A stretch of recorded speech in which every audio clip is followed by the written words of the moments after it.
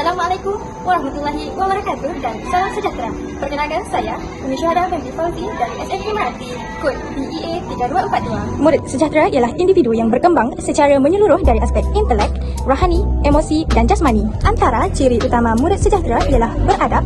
Murid yang beradab memiliki nilai moral, sahsiah dan etika yang tinggi. Selain itu, murid sejahtera juga mestilah berilmu. Murid yang berilmu mampu berfikir secara kritis dan kreatif dalam menyelesaikan sesuatu masalah. Ciri murid sejahtera ialah berdaya tahan.